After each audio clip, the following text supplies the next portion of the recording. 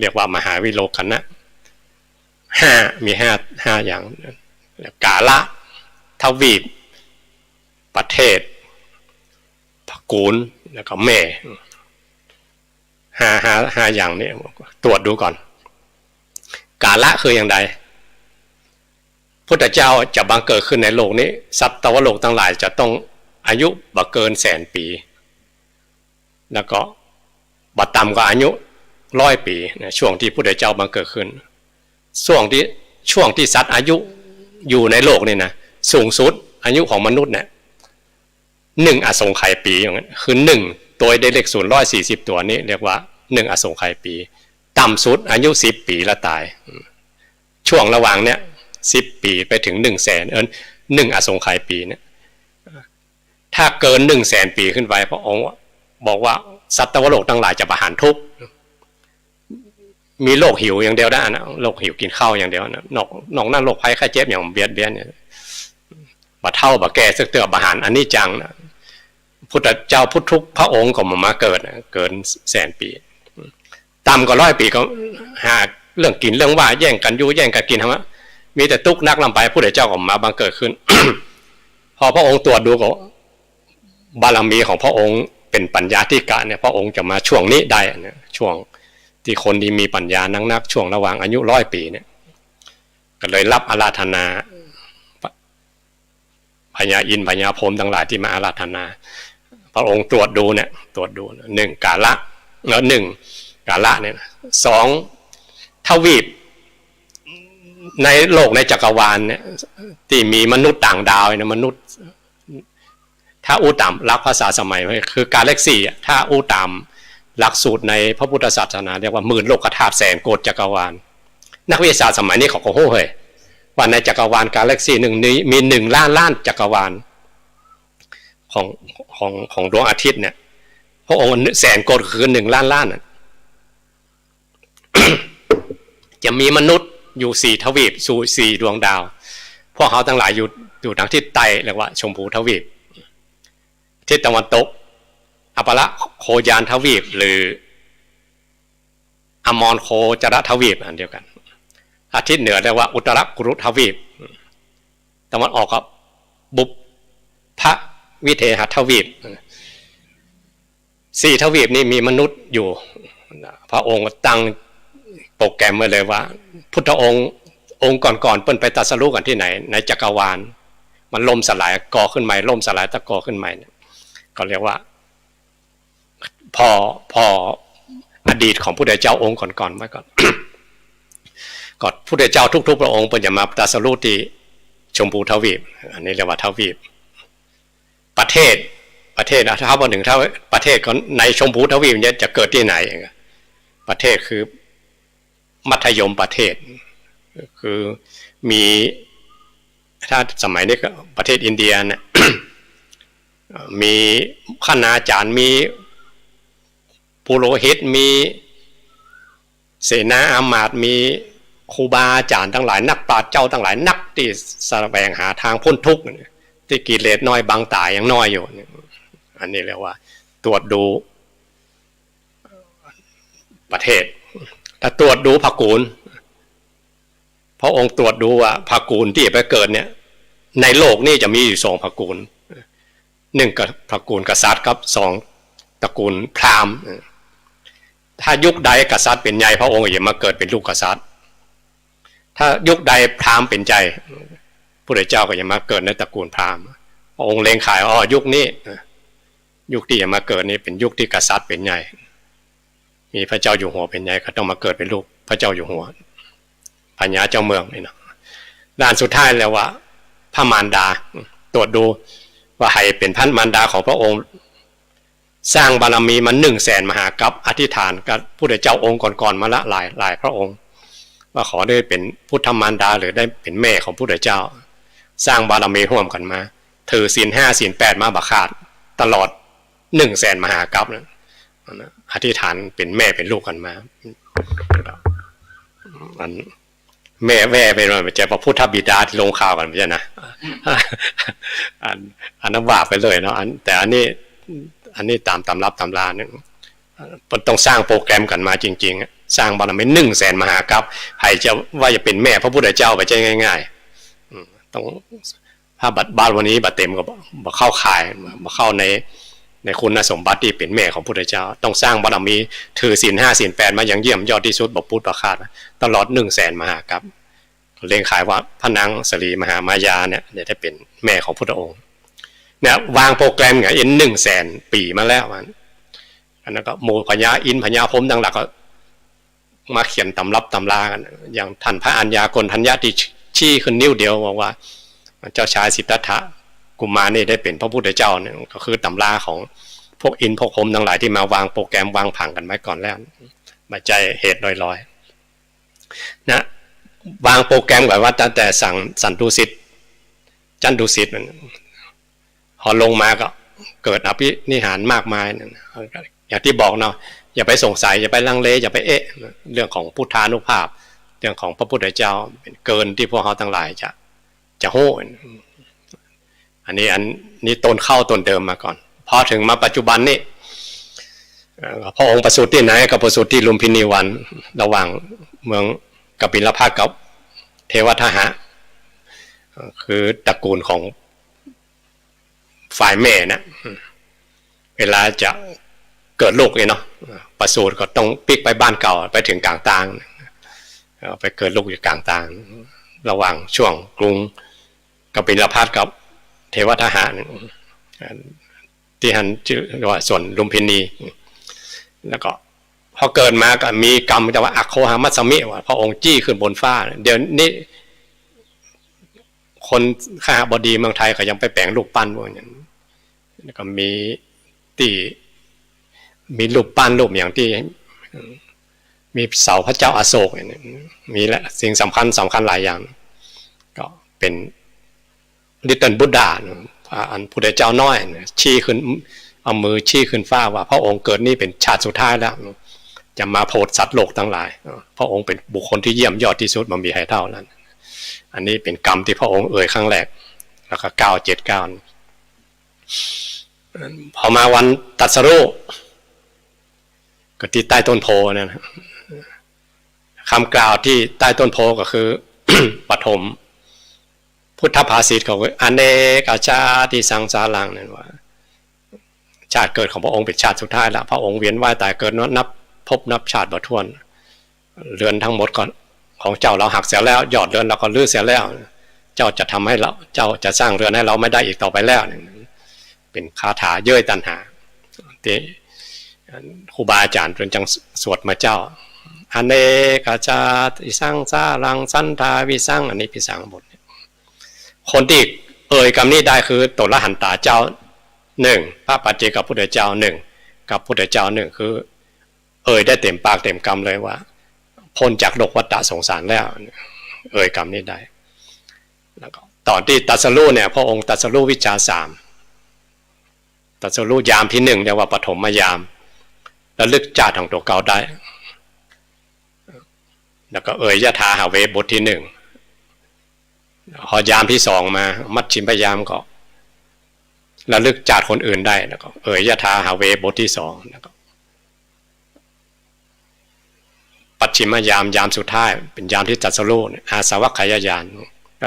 ยะถาหาเวบทที่3ตรัสรู้ใต้ต้นโพดังจากนั้นก็ไว้แวดอยู่ใต้ต้นโพอยู่7 สัปดาห์เรียกว่าสัตตมหาสถานนั่นเวลาทัวร์ไปประเทศอินเดียเนี่ยถือว่าเป็นสิ่งสำคัญมากๆหัวหน้าทัวร์ต้องรู้จักที่พระองค์ตรัสรู้แล้วก็พาลูกทัวร์ไปที่สัตตมหาสถานถ้าพวกเราทั้งหลายเคยไปก็เป็นกฎข้อบังคับของทุกเจ้าพระเนรนะที่เป็นคนนำทัวร์ต้องพาลูกทัวร์ไปไหว้7 แห่งนี้สัปดาห์ที่1พระองค์เสวยวิมุตติสุขอยู่7 วันอยู่ใต้ต้นโพหลังจากตรัสรู้แล้วสัปดาห์ที่2ก็ไปที่อมิสัจเจดีพระองค์ไปยืนที่เขาว่าปางวันศุกร์เนี่ยที่พระองค์ว่าอย่าสอนสัตว์โลกพรหมมาอาราธนาขึ้นมาว่าสัตว์โลกหลายกิเลสน้อยก็ยังมีอยู่เนี่ยพระองค์ลำพึงอยู่ที่อมิสัจเจดีอยู่7 วันหลังจากนั้นพระองค์ก็มาเดินจงกรมที่รัตนจงกรมเจดีย์อยู่7 วันสัปดาห์ที่3สัปดาห์ที่4พระองค์ก็ไป พิจารณาอภิธรรมเรียกว่ารัตนคระเจดีย์อยู่7 วัน พิจารณาปฏิจจสมุปบาทอภิธรรมเนี่ยรัศมีของพระองค์เกิดตอนนี้ถ้าเอาสังเกตภาพวาดนะอันนี้วาดกันซื่อๆเนาะนักวาดบางคนหรือศิลปินบางคนบอกหู้จักพุทธประวัติดีไปเขียนรัศมีของพระองค์ตอนที่นางสุชาดาถวายเข้ามัทุปญาตพ่องตอนที่พระองค์นั่งใต้ต้นโพพ่องมีรัศมีเกิดยังมีรัศมีในสถานนะตอนนั้นยังห้ามหันกับพญามารอย่างนี้รัศมีมาเกิดตอนสัปดาห์ที่4ที่รัตนคระเจดีย์สัปดาห์ที่5ก็ไปปื้นไม้ใสแล้วว่าอาชะพารานิโคตที่ลูกสาวพญามารมาพบสัปดาห์ที่6ก็ไปที่สมุจจรินพญานาคเขามาแผ่พังพานเนื้อฝนตกปล่อยๆนะฝนตกแล้วก็พระองค์นั่งสมาธิ7 วันสัปดาห์ที่7พอฆ่าตปุตสะอะไรกปุตสะอะไรอย่างครับเจิมจื่อไปฮะอันอย่างก็สองคนอ่ะอาจารย์เอาไปแจ้งยาคานั้นโสติยภาพน่ะจะลืมจื่อมันฮะเอาเข้าศัตรูก้อนศัตรูผงมาถวายแล้วพระองค์มอบพระเกศามือสร้างที่ชเวดากองเนี่ยพระองค์มอบเกศาให้7 เส้นพระองค์เสวยเข้าศัตรูก้อนศัตรูผงตีพาริกะตปุตสะพาริกะนั่นสองแวดอยู่7 วัน พอแวดอยู่7 วันก็49 วันพอดีเนาะจากนั้นพระองค์ก็เดินทางไปที่เมืองสารนาหรือเมืองปาราณสีนะไปโปรดปัญจวัคคีย์เดินไปเห็น11 วันไปถึงเพ็ญเดือน8เป็นวันวิสาขบูชาเป็นวันอาสาฬหบูชาเนาะหลังจากนั้นพระองค์ก็ไปแวดมาเนี่ยแต่อินเดียถ้าบางคนถ้าตามหลักสูตรจริงๆว่าพระองค์ไปไหนอยู่แวดของอินเดียแต่ถ้าอีกตำราหนึ่งพระองค์จะไปไหนอย่าว่าแต่พระองค์นะสาวกจะไปไหนชั่วลัดนิ้วมือเดียวพระเจ้าเรียบโลกมีตั้งแต่เมืองจีนขึ้นมานะตามเจดีย์ตามอย่างต่างๆพระองค์เมืองไทยเขานี่มีเหมือนกันเขียนประวัติกันว่าพระเจ้าเรียบโลกพระองค์มาอย่างใดจนถึงพรรษาสุดท้าย พระองค์ก็ไปปรงอายุสังขารวันมาฆะอยู่ที่ปวารเจดีย์ต่อจากนั้นพระองค์ก็ไปปรินิพพานที่เมืองกุสินาราแล้วก็กัมพาสิทธิหันทธานิพิกเวนแล้วก็อันว่าเพราะท่านทั้งหลายยังจะประมาทยังอยู่ชีวิตด้วยความไม่ประมาทเถิดแล้วก็พระองค์ก็ฮุบเขาอบแก้วก็ประปากแล้วพระองค์ก็ปรินิพพานที่หันนี่คือโดยย่อๆเนาะว่าประสูติอยู่ที่ลุมพินีวันตรัสรู้อยู่ที่ใต้ต้นโพเมืองขยาปรินิพพานอยู่ที่เมืองกุสินาราโดยย่อตัวอีกก่อนเนาะย่อ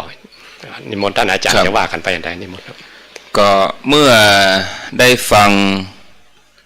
เกี่ยวกับวันวิสาขบูชาที่ฟังอาจารย์ท่านพระครูสมเด็จธรรมเสวีได้เล่าโดยย่อไปแล้วเมื่อเราทั้งหลายในฐานะเจ้าพุทธนี่เราควรจะปฏิบัติตัวปฏิบัติตนอย่างใดไม่ใช่เฉพาะวันนั้นหรือตลอดสัปดาห์น้อมระลึกนึกถึงคุณของพระพุทธเจ้าจะใดครับก็เราจะปฏิบัติจะใดครับสาธุกล่าวถึงบูชา2ครับอามิตรบูชาในมัคคะบูชาในมัคคะสูตรหรือมงคลสูตรขึ้นต้นว่าอเสวนานะ บูชาจะปูชนียานังพระองค์เป็นบุคคลที่คนบูชาหรอครับเขาจะบูชาอย่างไรครับตอนนั้นที่พระองค์อยู่เมืองสังกัดสนครที่ลงจากดาวดึงสวรรค์ภาษาที่7นะครับพระองค์ลงมาเทวดาอินพรหมทั้งหลายก็แห่แห่แต่กันลงมานะถ้าอยากดูภาพละเอียดไปดูที่วัดหนองพระขาวเนี่ยท่านพระครูท่านถึงช่างวาดได้ละเอียดละออมากๆปัญจสีขรดีดพินน้ำนามาก่อนเนาะนะยังหมูจ้างฟ้อนทั้งหลายนะของภูมิใจเนอะมีต้นแบบน้ำหน้าโคตานน้ำหน้าโคตานน้ำหน้าอย่างพระองค์แบบปฏิเสธนะ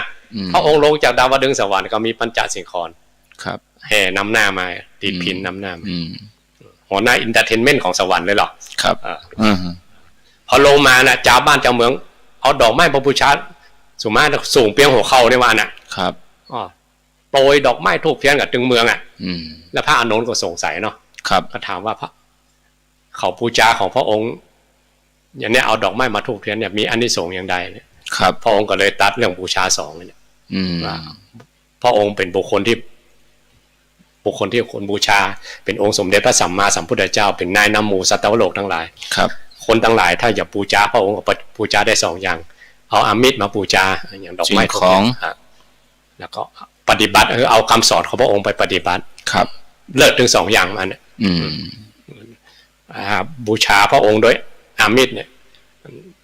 อย่าว่าอานิสงส์ไปปัจจุบันชาติสืบพบสืบชาติไป ครับ จะเป็นคนมียศมีศักดิ์ขึ้นชื่อว่าความยากจนบ่มีมันบูชาอามิตรแก่บุคคลที่ควรบูชาแล้วอย่างยิ่งกว่านั้นไปอีกมันก็เอาคำสอนของพระองค์ที่พระองค์ตรัสไว้มาประพฤติปฏิบัติคนไหนประพฤติปฏิบัติตามคำสอนของพระองค์ขึ้นชื่อว่าบูชาพระองค์สูงสุดนี่เรียกว่าบูชาสองครับแล้วเขาอยากเอาอย่างบูชาถ้าว่าโดยง่ายๆอย่างบ้านพ่องเขาทั้งหลายเนาะว่าโดยย่อๆคือทานศีลภาวนาเนี่ย3อย่างนี่แหละครับเพราะเขาทั้งหลายมีก่อนเองอย่างอื่นเป็นข้อเปลี่ยนย่อยเอาหลักตัวนี้ไว้ก่อนครับถ้าเขามี3อย่างนี้ขึ้นชื่อว่าเขาได้บูชาพระองค์หรือเขาได้ประพฤติปฏิบัติบูชาพระองค์ในวันวิสาขบูชาครับ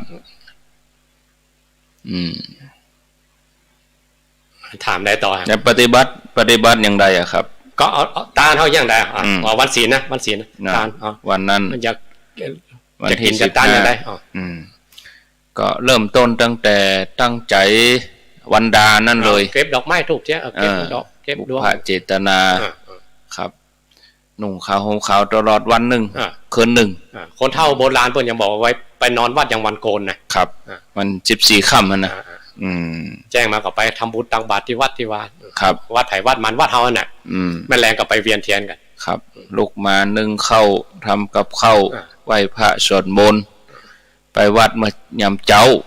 ครูบาอาจารย์ท่านบอกว่าในคณะทุกก้าวย่างทุกความคิดหรือทุกวาจาที่วันนั้นอ่ะเป็นบุญหมดวันพ่อบุพเจตนาเอาตั้งใจว่าแต่วันก่อนแล้วหรอกว่าวันนี้เป็นวันสำคัญในพุทธศาสนาเขาเนอะเป็นวันเกิดของพระพุทธเจ้านะก็ประจวบเหมาะเป็นวันหยุดด้วยเป็นวันอาทิตย์ฉะนั้นเราต้องไปอ้างว่าจะต้องทำงานจะต้องอย่างมันเป็นวันหยุดด้วยแล้วบัดเจ้าแต่นั้นเปิ้นก็ยังชดเชยให้ในวันจันทร์วันจันทร์คือวันที่16เปิ้นก็ยังชดเชยให้แถมเขาก็ถือโอกาสเอาวันสำคัญเนี่ยปฏิบัติกับตัวเก่าเขาเนาะครับแล้วเขาแวะไปนอนเนี่ยข่าวช่วงนี้ข่าวเรื่องตู้เจ้าพนันจะมีนักอาจารย์พ่ออย่างพ่อพระองค์ฮบกับพญามารวันนี้หรอเหมือนกันนะใกล้วันแล้วหรอใกล้วันจะตรัสรู้แล้วมาแจ้ว่ามวยข้ามรุ่นกันนะครับพญามารกับพระองค์ก็ต้องปอๆนะแต่พระองค์จะเหนือไปหน่อยครับชนะแบบวุฒิวิทย์นะไม่ชนะแบบนี่นะครับมันยกกองทัพมาถึงกองทัพนะอันนี้ก็มาด้วยสื่อมานี่เดียวก็มาด้วยสื่อมาถึงกองทัพเหมือนกันขึ้นชื่อว่าธรรมดาเอาวันสำคัญอย่างเนี้ยป้นไว้ก็ดีเดี๋ยวก็มีมาแทนพอป้นวันนั่นก็ดีแล้วครับนั่นก็จะมาแย่หน่อยครับพวกเขาทั้งหลายคลื่นสีขาวก็จะไปวันไหวฮบกำมันหรอเนาะเขาหันว่าอันสิ่งพวกนี้เป็นสิ่งที่มาฮบกับพระพุทธเจ้าก็แล้วครับ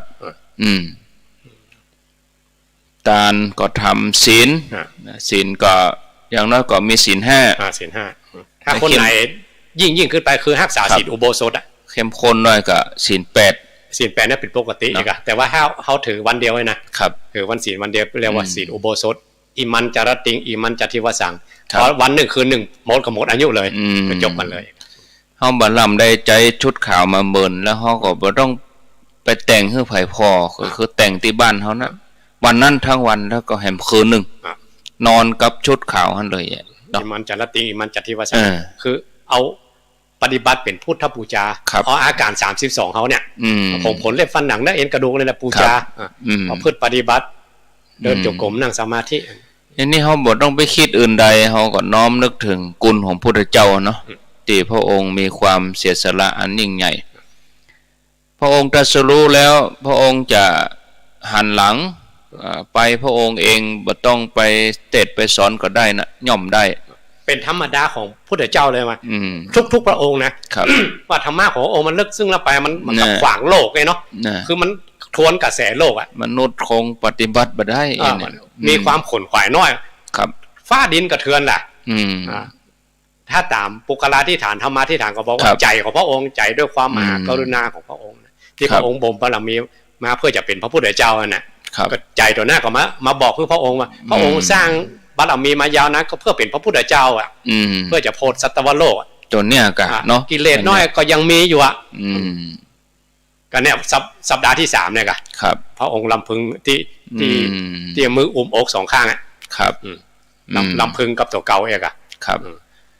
อ๋ออันนี้เป็นประจวบเหมาะอัศจรรย์ที่ว่าขึ้น15ค่ำเดือนเดียวกันถ้าเป็นตั้งใต้ก็คือเดือน6ถ้าเป็นเดือนเมืองเขาก็เดือน8เนาะวันเพ็ญเดือน6ก็คือเดือน8เพ็งที่มีประเพณีที่อันคนถึงบ้านถึงบางคนจะคือ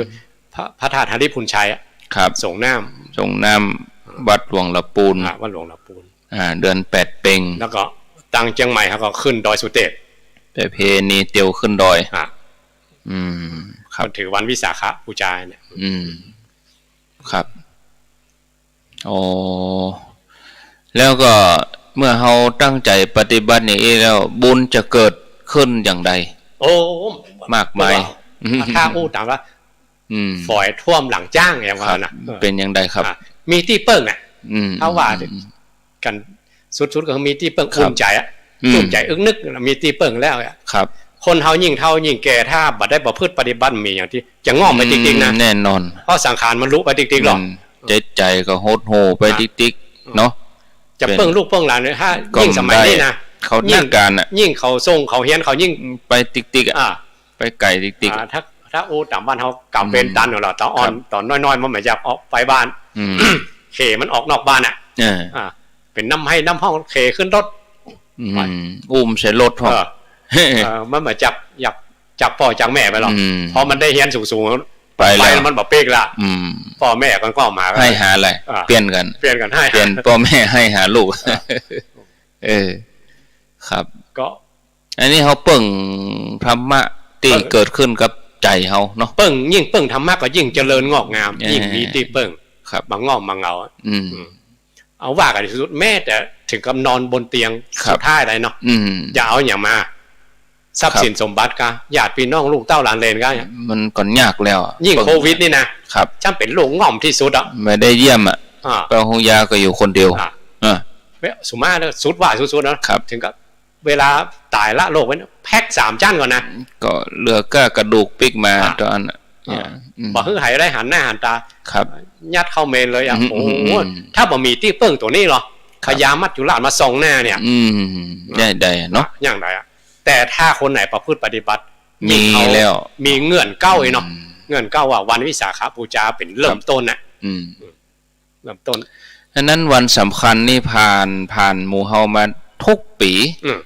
เนาะปีแล้วก็เฮาก็อู้กันเนี่ยทีนี้พอจะเตือนสติเฮาได้พ่องขอวันคืนล่วงไปเฮาอย่างอยู่อ่ะ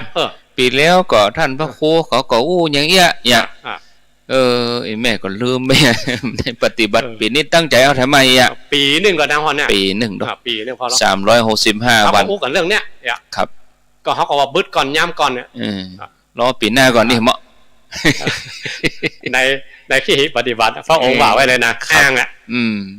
ห้างหนาวนักฮ้อนนักครับถ้าบ้านเขาภาษาบ้านเขาบอกว่าบึดก่อนย้ำก่อนนะกะครับฟังเตื้อมาหนุ่มมาน้อยทำมาหากินกันไปก่อนควันเห่งข้าวัดครับควันเห่งเนี่ยเห่งทำเนาะครับ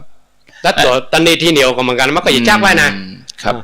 ก็ความจำเป็นอย่าจ้าอย่าไปกินไปต้านอยู่แล้วเว้ยจักขยเยอะปอเต้าที่ปอจะทำได้เนาะแล้วก็สิ่งเหล่านี้นี่ต้องลงมือทำเองตัวนะเนาะแล้วคนอื่นแทนมาได้ต้องลงมือทำพระองค์เป็นตนโจโพนะครับเนาะพระองค์ก็บอกกำสูตรเหมือนกับพระองค์ช่วยใครมาได้นะครับจริงๆพระองค์ก็ช่วยได้นะผู้ทานุภาพช่วยได้อยู่แล้วแต่พระองค์บอกว่าต้องพัฒนาตัวเก่าต้องพัฒนาตัวเองไปก่อนเตียวไปทั้งนี้เหนื่อยครับแล้วให้ไปนั่งอยู่ก็ โอ้ทางก็งกพระองค์จี้ว่าฮือเตียวไปแล้วเนี่ยครับไปทางนี้บ่หลงเนอะพระองค์บอกทางเส้นนี้เนี่ยไปทางนี้อย่าครับถ้าเขาบ่เตียวเขาอยู่ขี้เก่าไอ้หรอก็ตึกหันเนาะอันนี้มีพราหมณ์คนหนึ่งครับชื่อคณกะโมคคัลละนะถามพระองค์บอกว่าพระองค์คำสอนของพระองค์ดีปานเนี่ยพระองค์บอกตามข้อมทุกหูปานเนี่ยแล้วก็ถึงที่สุดคือนิพพานความพ้นทุกข์ทั้งหลายก็มีอยู่ที่พระองค์ที่บอกองค์บอกแล้วคนตัวพระองค์ไปหน้าก่อนอย่างไรแล้วก็พระองค์ก็บอกว่าคนที่ตัวพระองค์มีน้อยเดียวที่จริงน้อยเดียวของพระองค์ก็นักนะจนนับประมาณมาได้นะคนที่แบบเตียวต่างพระองค์มันมีนักแล้วก็พราหมณ์คนนี้ก็สงสัยมันเป็นอย่างไรถึงแบบประตูพระองค์ไปพระองค์เลยอุปมาว่าตอนนั้นถามที่เมืองสาวัตถีหรอกคนเมืองสาวัตถีเนี่ยถ้าเป็นเศรษฐีทั้งหลายหรือคนบ้านทั้งหลายนั่นนะจะมีเศรษฐีน้อยกว่ากรุงราชคฤห์นะเศรษฐีนั้นอยู่แค่ทางทะเลตะวันออกไปหรอกครับแล้วก็เมืองสาวัตถีนี่เป็นเมืองที่อยู่ติดเทือกเขาหิมาลัยพวกมันอยู่ไกลกับไกลทะเลไกลความเจริญนี่เนาะแล้วเขาก็ได้ยินข่าวว่ากรุงราชคฤห์เนี่ยเมืองหลวงฝ่ายทะเลตะวันออกเนี่ยเสียงมโหรีเสียงลื่นเริงบันเทิงซิบอย่างเนี่ยบักขาดเลยทั้งกลางวันกลางคืนสี่แสงวันเท่าเดียวเนาะมีการละเล่นมีการค้าการขายกันการเดินเรือมีกองทัพมีกองเกวียนกองสปาเกษตรกรรมอย่างก็เจริญรุ่งเรืองแล้วก็คนอยากจะไปมาน่ะครับก็มีคนหนึ่งก็บอกว่าหู้จักต่างบอกเกิดแล้วก็ไปเคยไปมาแล้วถ้าอยากไปกรุงราชคฤห์คือไปทางนี้เนอะได้ไปเจอภูเขาเจอแม่น้ำเจอสระเจอหนต่างแยกต่างๆอย่าไปทางนั้นคือไปทางนี้ในที่สุดก็ไปถึงกรุงราชคฤห์แล้วบางคนเตียวไปน่ะไปถึงกลางๆไปหลงเนี่ยก็มีไปหันสระน้ำอย่าไปหันอย่างดีๆนะไปเมาหลงเนี่ยก็มีตึกท่านเนี่ย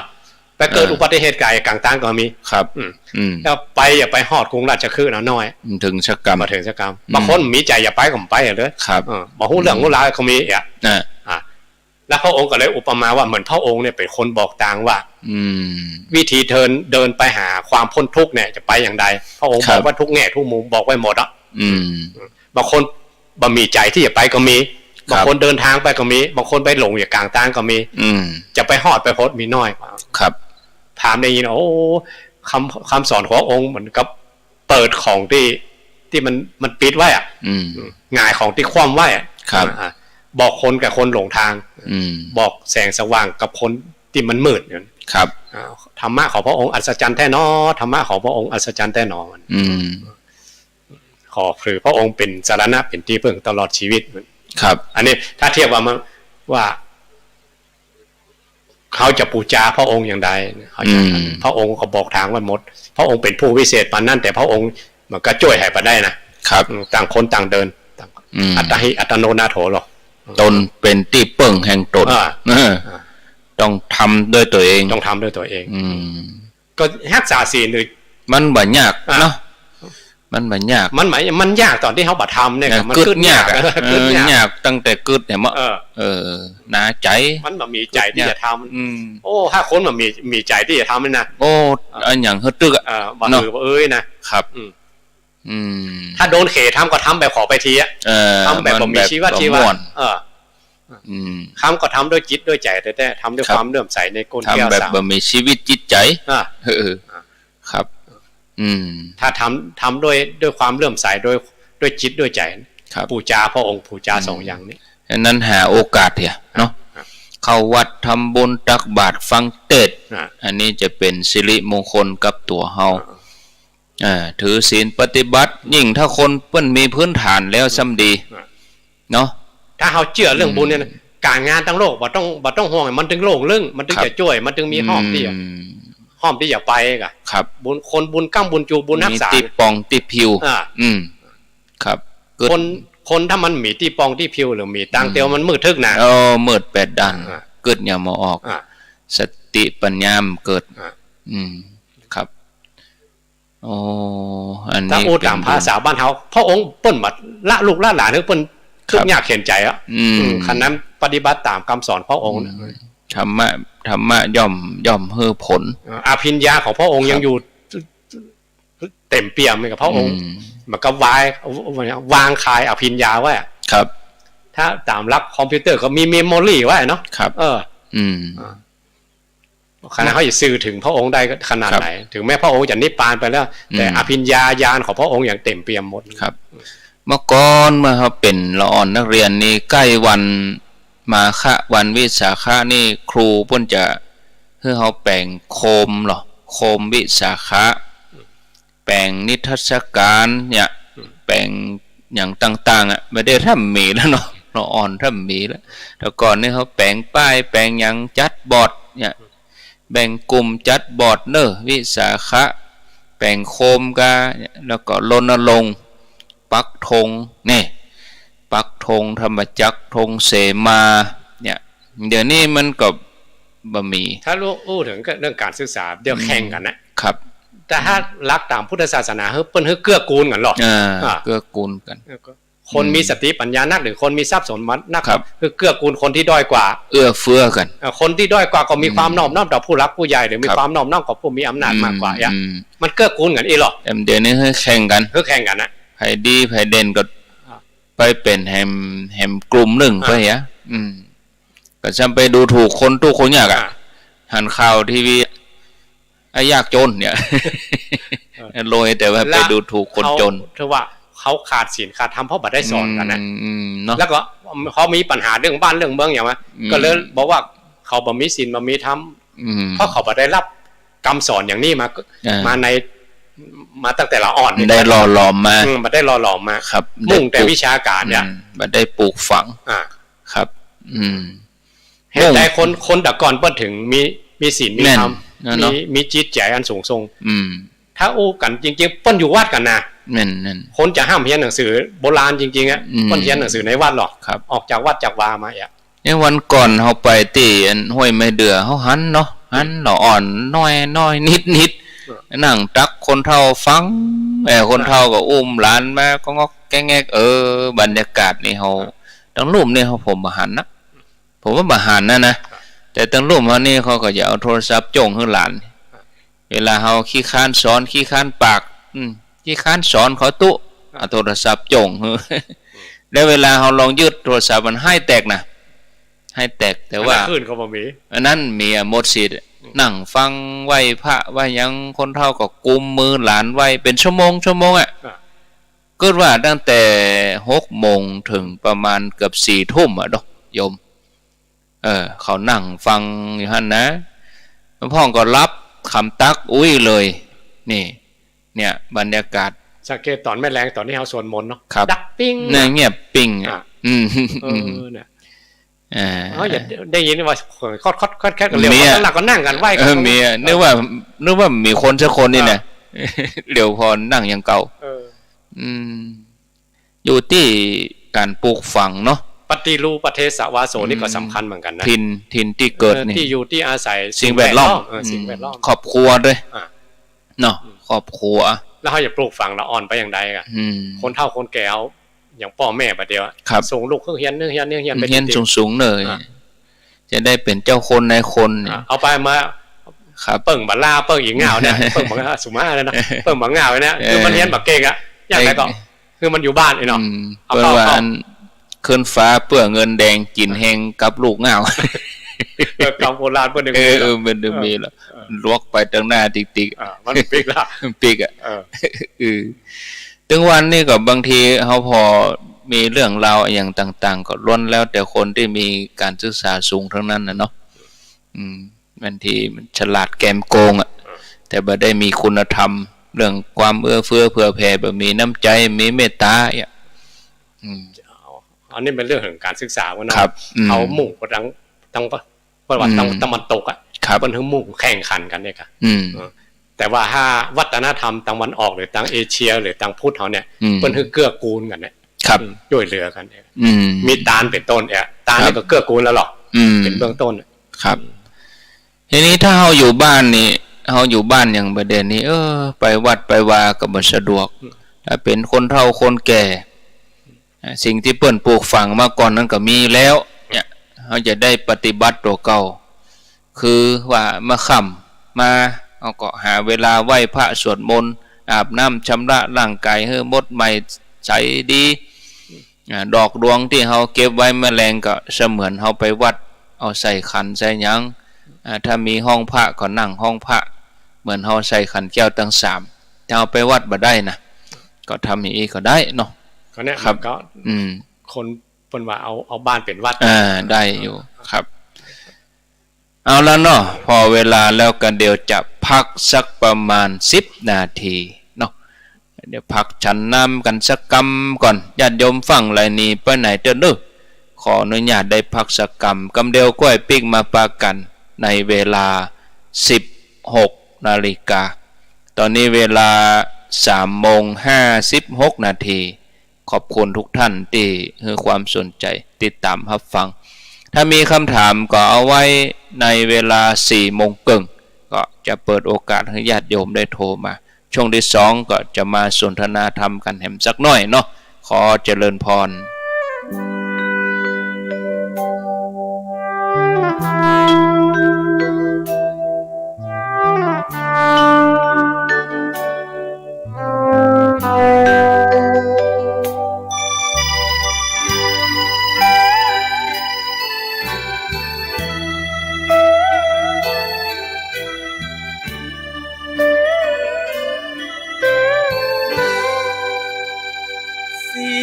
คำเสียงทองขับร้องกังวานหวานแววถึงวันสำคัญอีกแล้วไม่แคล้วต้องมาพบกันวิสาขบูชาศรัทธาที่เรายึดมั่นเป็นหนึ่งในวันสำคัญรู้ทั่วกันทั้งในโลกาวันเพ็ญเดือน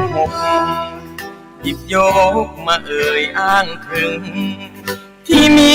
ความหมายลึกซึ้งตราตรึงด้วยจิตศรัทธา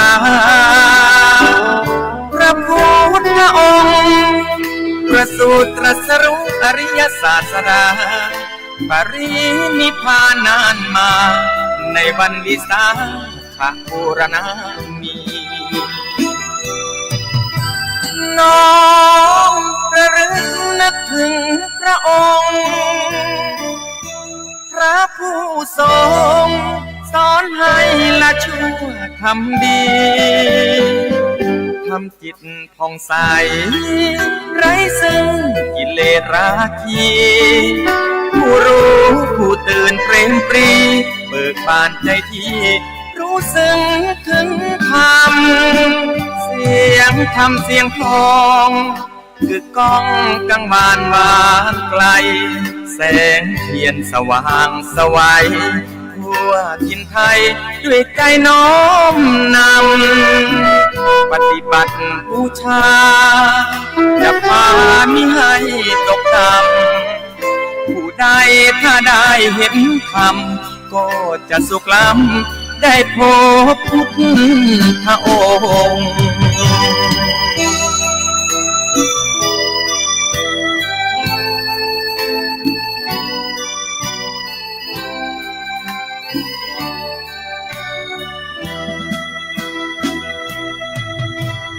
น้อมระลึกนึกถึงพระองค์พระผู้ทรงสอนให้ละชั่วทำดีทำจิตผ่องใสไร้ซึ่งกิเลสราคีผู้รู้ผู้ตื่นเปรมปรีเบิกบานใจที่รู้ซึ้งถึงธรรมเสียงธรรมเสียงทองคือก้องกังวานหวานไกลแสงเทียนสว่างสวัยทั่วถิ่นไทยด้วยใจน้อมนำปฏิบัติบูชาจะพามิให้ตกต่ำผู้ใดถ้าได้เห็นธรรมก็จะสุขล้ำได้พบพุทธองค์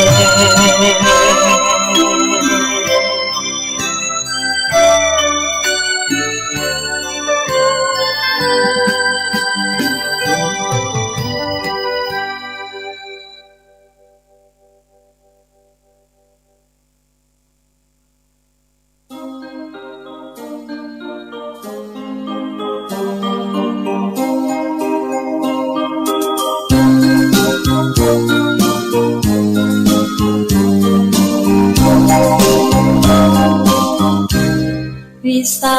ขบูชานี้เป็นวันสำคัญชาวพุทธทราบเป็นวันพระพุทธเจ้าประสูติสารวันเริ่มตรัสรู้และเสด็จสู่นิพพานเกียรติแผ่ไพศาลช้านานตลอดเวลาวิสาขบูชาน้อมวันเธอพุทธองค์โดยพร้อมจิตจำนงหนุนนำส่งศาสนาเดือน6วันเพ็ญพ้องแสงเดือนผ่องส่องนภาฝึกศาสดาใช้พระธรรมประจำทุกการเราชาวพุทธไม่ควรจะหยุดอยู่เฉยช่วยกันเผยแผ่พระธรรมทั่วสถานสร้างผลบุญเพื่อคุณแต่สุนทรทานเป็นสีพุทธการผ่านทุกเข็นเป็นหลักชัยวิสาขบูชาน้อมวันพาพุทธคุณโดยพร้อมจิตเจือจุนพุทธศาสตร์ตลอดสมัยประกอบจิตกุศลผลจะเพิ่มสุขเสริมใจแผ่เมตตาไปพร้อมใจทำประจำนิรันดร์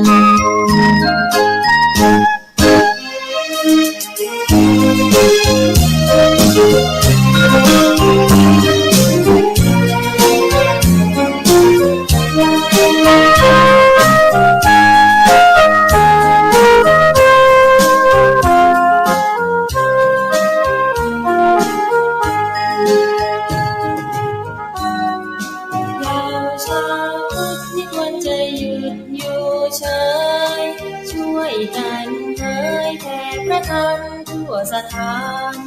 สร้างผลบุญเพื่อคุณแต่สุนทรทานเป็นสีพุทธการผ่านยุคเข็นเป็นหลักชัยวิสาขบูชาน้อมวันพาพุทธคุณโดยพร้อมจิตเจือจุนพุทธศาสตร์ตลอดสมัยประกอบจิตกุศลผลจะเพิ่มสุขเสริมใจแผ่เมตตาไปพร้อมใจทำประจำนิรันด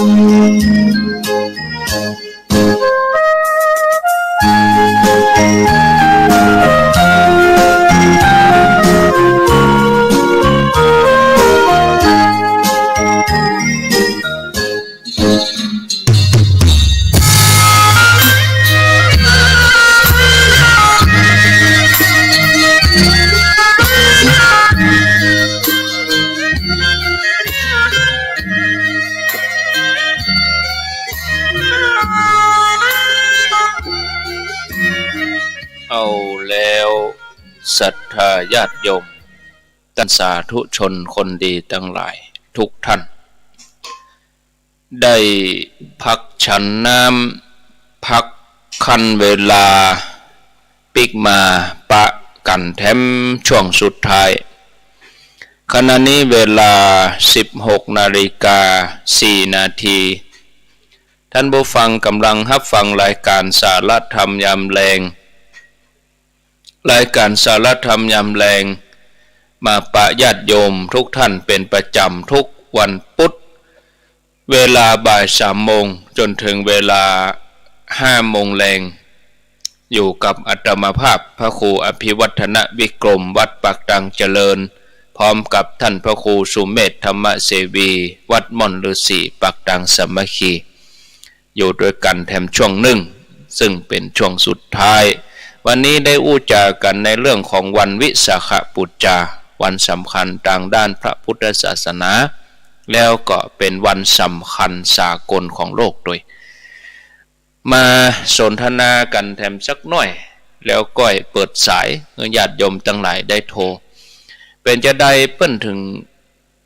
ยกขึ้นเป็นวันสำคัญของโลกครับอาจารย์ท่านพระครูครับในโลกนี่คือตึงโลกอะก็ว่า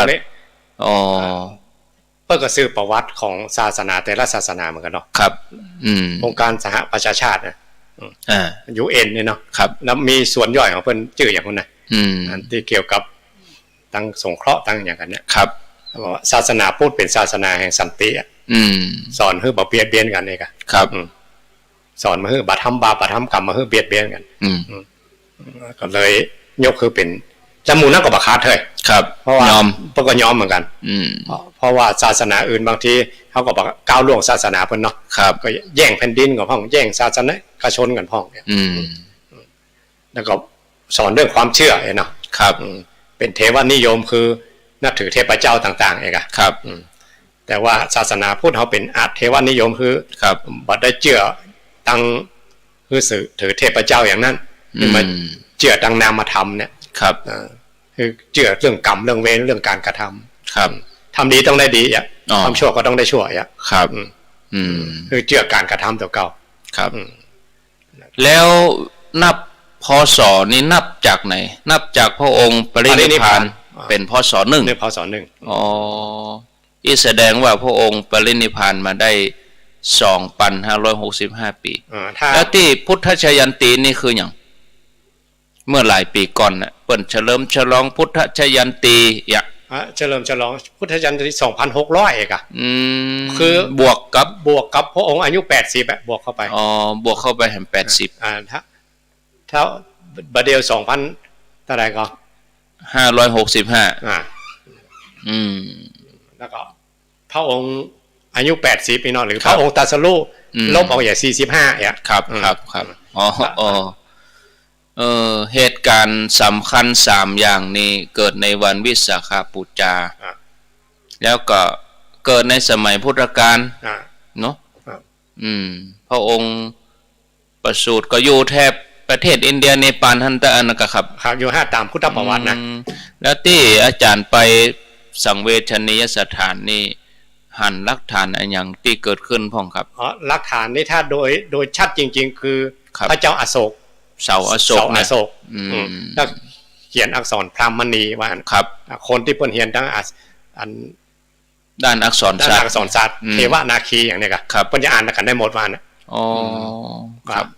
แต่ละเมืองนี่ไกลกันก็ขี่รถกันเป็นวันถนนบ่ค่อยดีจากพระเจ้าประสูติเมืองนี้แล้วก็ไปตรัสรู้เมืองนี้ขี่รถกันเป็นวันบ่น่ะโตมีกะขี้ฝุ่นหัวแดงบ่ล่ะไกลแตะไกลว่ามีโอกาสก็ไปกันนะครับโคเดี๋ยวนี้ได้เดี๋ยวนี้มันได้ไปเปิดประเทศละไปได้แล้วเนาะไปได้ละ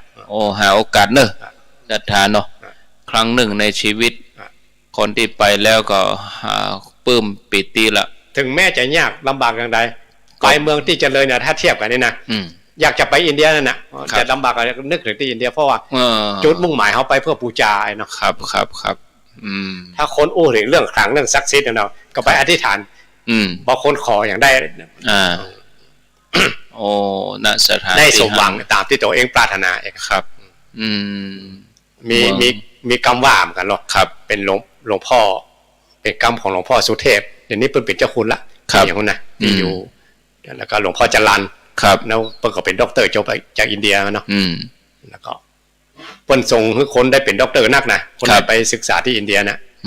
เป็นร้อยๆหลวงพ่อว่าครับแล้วก็เพิ่นศึกษามาอย่างดีเนาะ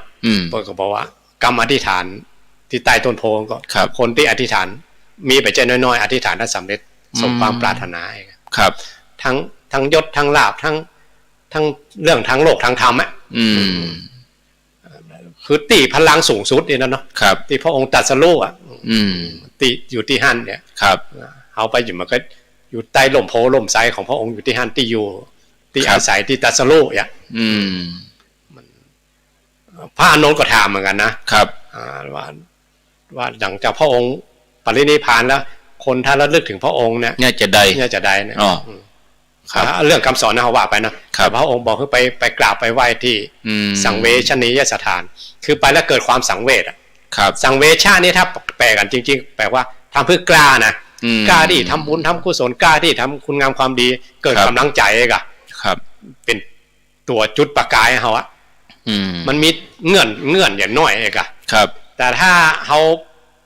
แบบมีเงื่อนอย่างสักอย่างมันก็อยู่เรื่อยๆไปเรียงๆมันมีอย่างเป็นตัวจุดประกายถ้าเอาไปหันตีประสูติตรัสรู้ปรินิพพานนั้นมันใจฮึดขึ้นมาอะไรเรียกว่าสังเวชะมันฮึดขึ้นมาดิคุณทำคุณงามความดีและสันลดในเรื่องว่าแม้แต่พระองค์ยิ่งใหญ่ปานนั่นเนาะพระองค์อย่างนิพพานเนี่ย ก สอ ษั น ตริย์ ตัวเฮาตัวเนาะ กษัตริย์ที่ยิ่งใหญ่ ครับ สมัยพุทธกาลที่เขาทำความดีก็ดีสุดๆชั่วก็ชั่วสุดๆงั้นนะครับ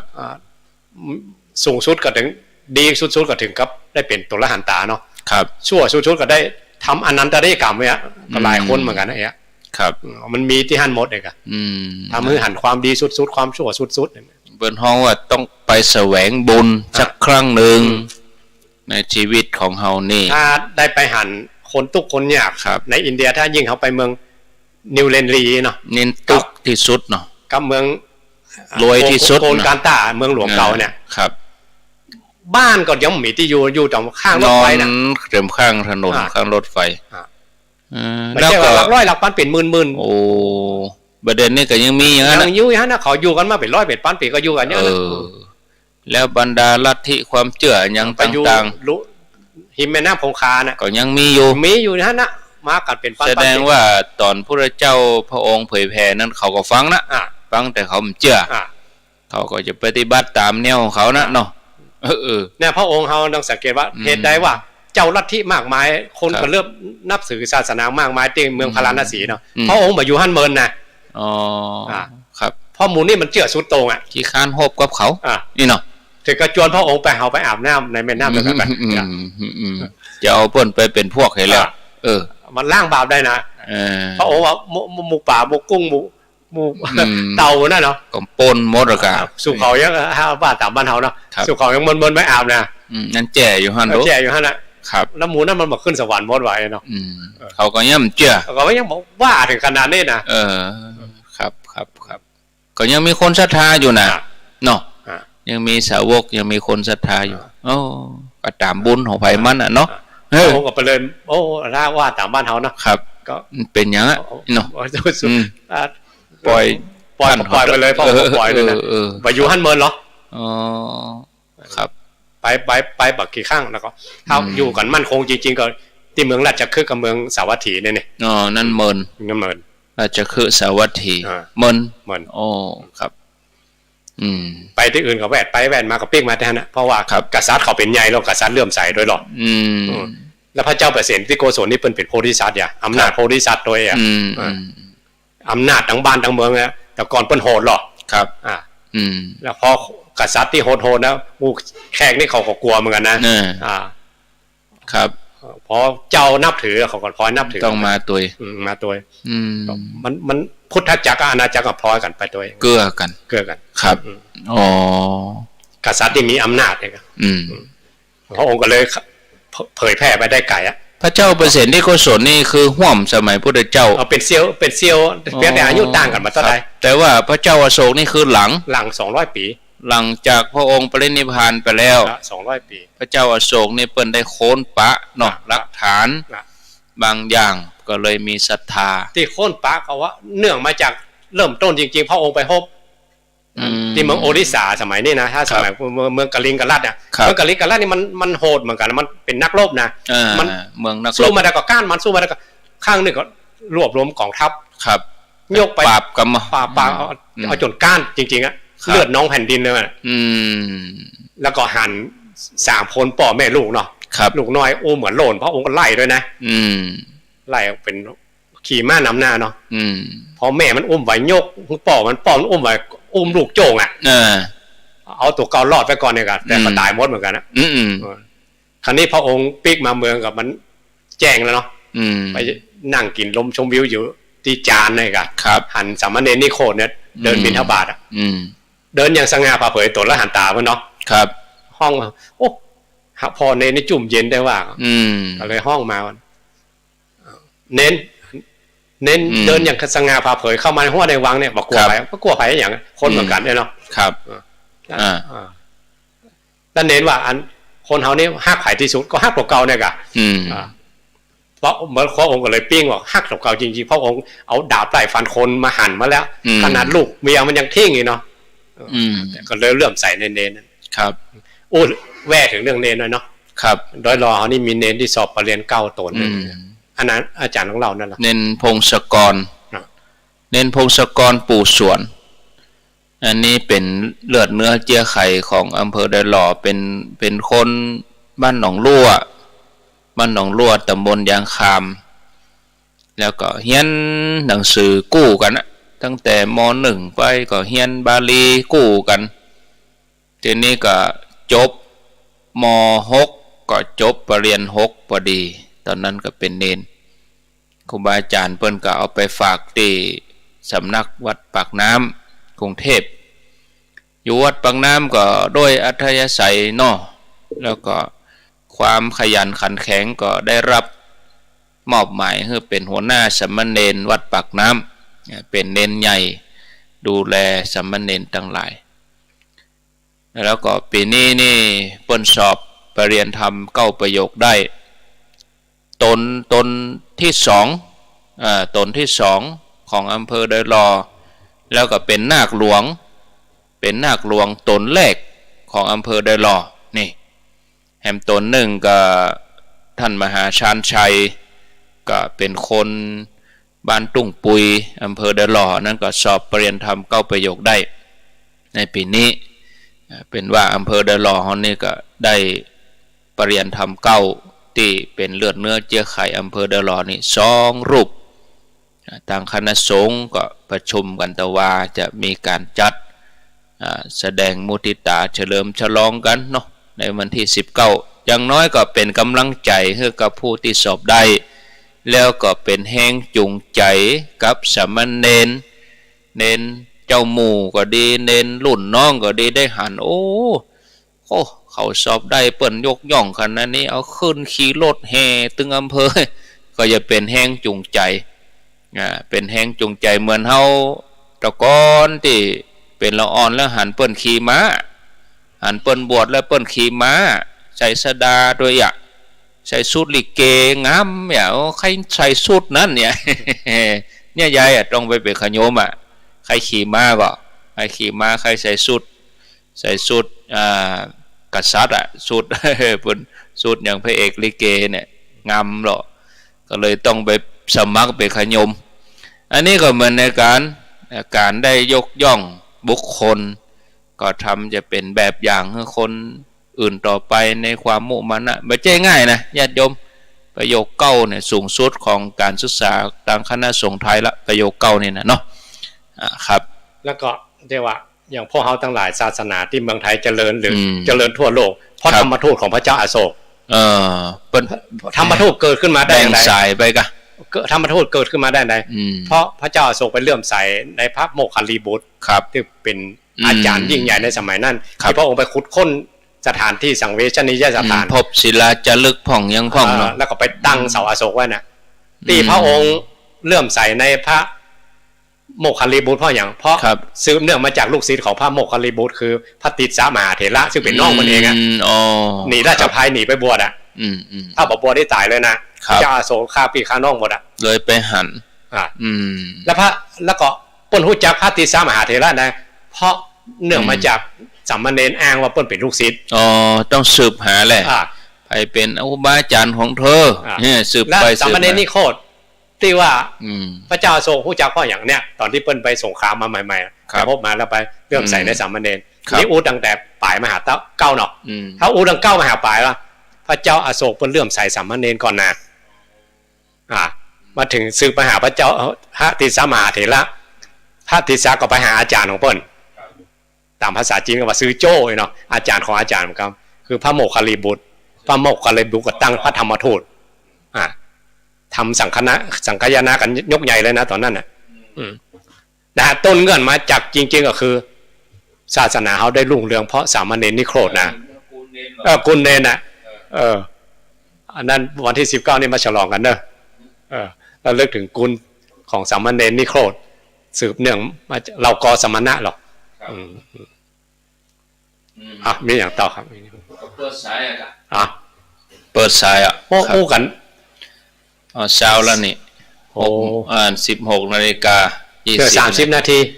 เหลือชั่วโมงเกินเลยทำ40 นาทีอะนาฬิกาตอนนั้นผมตั้งอวยไป10 นาที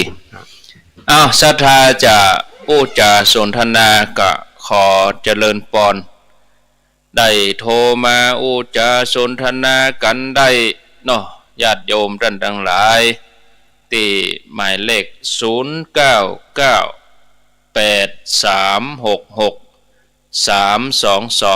อ้าวโทรมาแจ้งผลกันถ้าฟังกาอยู่ที่ไหนตั้งใดฟังชัดกำชัดกาโทรมาหรือสถาจะทำอย่างพ่องพี่น้องเนื่องในวันวิสาขบูชานี้ตั้งใจอย่างใดตั้งใจทำอย่างที่มันเป็นสิ่งที่จะยึดเหนี่ยวจิตใจของเฮาเนาะตั้งอกตั้งใจจะได้พ่องก็ขอเจริญปอนได้โทรเข้ามาร่วมสนทนากันได้อาตมาจะเปิดโทรศัพท์ก่อนแต่กี้ช่วงที่ก็มีโทรศัพท์มาอาตมาก็ปิดไปเหี่ยเพราะว่าโยมเปิ้นโทรมาแล้วเปิ้นแจ้งว่าเสียงที่ไฟหินมันซ้อนกันอาตมาก็สุดวิสัยเนาะเพราะว่าอยู่ที่นี่อาตมาฟังของอาตมาเพก็ชัดเจนดีบ่มีซ้อนแต่ว่าที่ไฟหินก็คงจะเป็นตาระบบของเปิ้นมันซ้อนเสียงมันซ้อนจะใดก็เตื้อก็บางอย่างมันก็สุดวิสัยนะญาติโยมในเรื่องของทางด้านเทคนิคนี่นะสายแรกเข้ามา0998366322เจริญพรกราบนมัสการเจ้าโทรจากที่ไหนเดี๋ยวแค่ขอทานมันปัญหาสักน้อยนะเจ้าโทรจากไหนถ้าเราจะไม่จริงจ้ะที่ไหนก็แม่ริมเชิญเลยอันเจ้าวันสวดคาถามหาเมตตาใหญ่แล้วเจ้าบ่ได้ยันกวดน้ำอีกไม่นานนี่จะเป็นอย่างก็แม่ริมจ้ะเด็กปิดวิทยุเห็นไหมลืมไปมันจะงงคำถามเดียวเนาะเจ้าได้กวดน้ำมาเจ้ามันเวลาถ้ามันมีเวลากวดถ้ามันมีเวลาอย่างมาเราฟังไปไหนมาแบบตันเนี่ยเดี๋ยวรอฟังในวิทยุเนอะเจ้าขอบคุณเจ้าเจริญปอนติดแล้วเจริญปอนว่าจะได้วันนั้นก็ใส่ชุดขาวไปวัดแล้วก็กินข้าว2 คาบเนาะแต่ชุดขาวถือศีลได้อย่างน้อยศีล5จัตุตาเทวันนี่ท่านครูไปอินเดียคนตุกนอนต้อยหมาต้อยวัวอยู่ข้างถนนไปแหลกเป็นจันนั้นนึกภาพออกเนาะตุกแกะตุกหล่าแล้วบ้านเราคนตุกยังได้นอนดีรับดีนอนดีอยู่แม่จันไปหันของจริงแล้วตุกยังมีตู้ปันสุกอยู่บ้านเฮาน่าจะยังปันอยากเป็นขนาดนั้นแล้วนอนต้อยหมาต้อยงูตำข้างปางเอาไปกินดูหนาวปันหนาวก็เจนนี่นะเจ้าวันจันทร์ใช่ต่อไปเจริญพร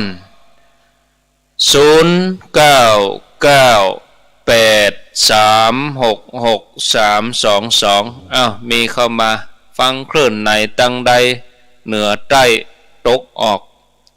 ญาติโยมก็แจ้งพิกัดเข้ามาตัว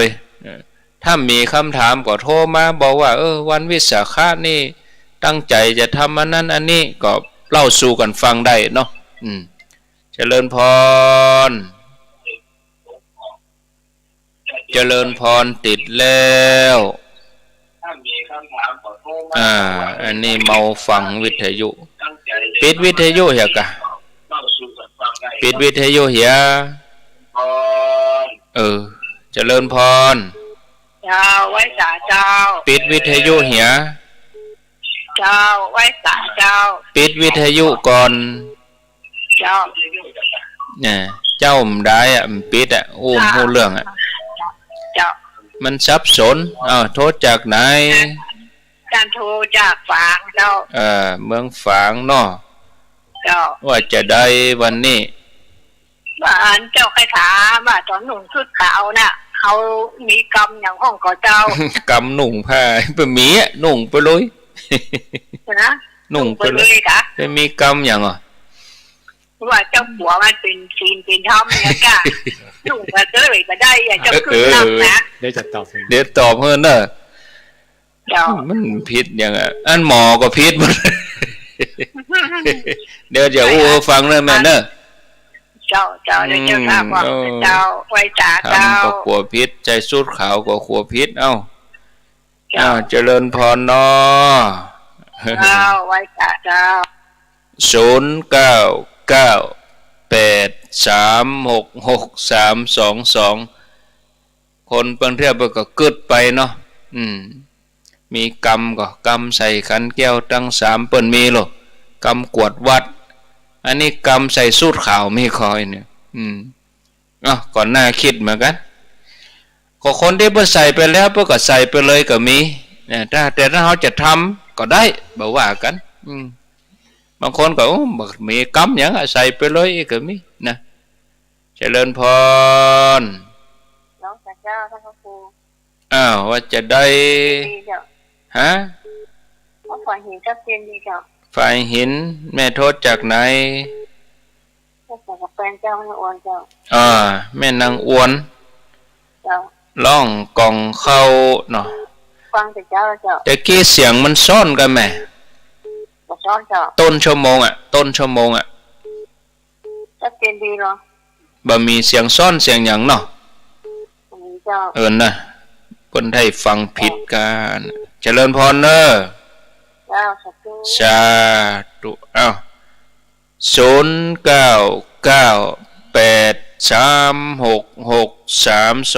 0998366322ฮับสัก6สาย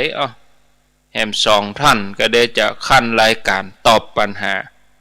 มีอยู่2คำถามมีเข้ามาเด้อ0998366322เจริญพรเจ้าจากหูไส้นะเจ้าจากที่ไหนก็ห้วยไส้เจ้าห้วยไส้ห้วยไส้ห้วยยาบเจ้าว่าจะได้เจ้าว่าจะได้ตอนตุนชั่วโมงเสียงมันสอนกันแต่เลยแน่ไผฟังผิดไผฟังผิดโมโหนี่เจ้าเกินชั่วโมงแรกนะเนาะเจ้าชั่วโมงแรกกับชั่วโมงกับเสียงมันสอนกันเลยเดี๋ยวนี้ดีแล้วเนาะเจ้าโมทนาสาธุเจริญพรติดแล้วเจริญพรโยมพิษสมัยว่าจะได้มนกะได้โทบอกแม่ตะกี้ว่าหัวล้ำสั่งขายอายล้ำสั่งเปล่ากลัวมันถ้ากลัวมันเนาะทำดีข่าวว่าขัวทำดีหรอกลัวเนี่ยยังเนาะก็ขัวเนาะฟังชัดเจนดีกว่านี่ชัดเจนเจ้าดีแล้วอนุโมทนาเนอสาธุเอาตัวอีกก่อนโยนตอนท้ายเอาไว้ตัวอีกก่อนถ้าว่าบัดตันก็เอาไว้รอบที่6สายมีคำถามอยู่2คำถามก็จำเป็นจะต้องอธิบายถ้ารับสายนักไปก็เดี๋ยวจึงลืมแล้วบ่ได้ตอบหมดเวลาก่อนก็ญาติโยมจะง่อมใจถามว่าคำถามเฮานี่บ่ได้รับการตอบเปิ้นบ่หันความสำคัญกับคำถามเฮากล้าเนี่ยก็จะกังวลส่วนคนที่โทรบัดดันก็เป็นหยังจะไปน้อยใจเนอะบ่ได้มีเจตนาว่าจะรับสายนั่นบ่รับสายนี้บ่มีเพราะว่าโทรศัพท์เข้ามาแต่ละวันอาตมาจัดรายการมาเจ้าจะเตือมี100 กว่าสายโทรบัดดันก็เบอร์ค้างก็ลบไปเหียมันได้เมมชื่อเมมหยังไผเป็นไผโมโหเนาะมาค่ำแฮมจัดรายการมี6สายช่วงแรกนี้แม่ริมสายที่1สายที่2แม่จันสายที่3เมืองฝางสายที่4แม่นางอวนล่องกองเข้า5ห้วยไสห้วยหยาบ6โยมพิสมัยดอนตันแม่ริมมีคำถามอยู่2สายแม่ริมสวดเมตตาใหญ่บ่ได้กรวดน้ำแล้วก็แถมสาย1โทรจากฝาง จะนุ่งชุดขาวมีกรรมว่ากรรมหยังก่อจะใส่ก็กลัวพิษกลัวพิษกลัวเป็นบาปเป็นกรรมนี่แน่เป็นกังวลนิมนต์ครับ2คำถามรวมกันเลยครับนิมนต์ครับข้อที่หนึ่งนี้คือฝึกเกื้อกูลว่านะฝึกคือเป็นนามธรรมในใจเขาก่อนมันก็เขาทำแล้วทำเหตุอย่างใดอย่างหนึ่งมันเป็นผลออกมาแล้วหรอแล้วเขาจะฮือได้ก่อนบางคนพอทำเหตุอย่างด้วยความดีความงามเนี่ยยึดถือว่าเป็นของเขาอะความดีของเขาอะอย่างตู้หลวงนี่สำคัญเหมือนกันนะวัดนี้โบสถ์นี่ฮะก็สร้างอย่างนั้นฉันก็แปลงนั้นฉันก็ทำจริงเงินศรัทธาหมดอะแจ้ของตัวเก่าแต่ว่าไปยึดมั่นถือมั่นว่าเขาแปลงเขาสร้างวัดนี้วัดเขาอย่างแต่ลองฝึกครูบาอาจารย์เปิดฝึกกันหรอว่าเขาสร้างแปลงยกคือเป็นสมบัติพระศาสนาไปแจ้งของสบายใจเลยโล่งไปเลยมาแจ้ของเฮาเป็นสมบัติพระศาสนาไปเลยครับอันนี้เหมือนกันเขาสร้างเหตุนั้นเป็นบุญของเขาแท้ๆนะครับแล้วก็มากวนน้ำแล้วเขายังฮึบเพิ่นได้ก่อนอ่ะ